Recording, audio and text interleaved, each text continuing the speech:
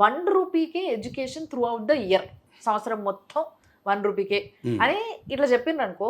ఇప్పుడు పేరెంట్స్కి ఏమనిపిస్తుంది అంటే వాళ్ళు అట్లే చెప్తారు, తర్వాత బుక్స్ అంటారు, ఇంకేదో ఎగ్జామ్లు అంటారు, టెస్ట్ ఫీజు అంటారు, లేకపోతే హాస్టల్ అంటారు, ఇంకోటి అంటారు. ఇట్లాంటివి ఏవో ఉంటాయి వీళ్ళు ఎడ్యుకేషన్లు కండిషన్స్ అప్లై అని రాస్తారు. ఏం రాయమండి. లేదండి, మీరు అన్నదానికి 100% నేను రూపాయికే నేను ఎడ్యుకేషన్ ఇస్తా. దాంట్లో బుక్స్ కూడా వాస్తవంగా చెప్పాలంటే బుక్స్ కూడా నేను మా దగ్గర తయారు చేయము, మేము బయట తీసుకొచ్చేవి, అవి కూడా నేను ఫ్రీ ఇస్తాను. ఎందుకంటే వాడి కళని నెరవేర్చాలా.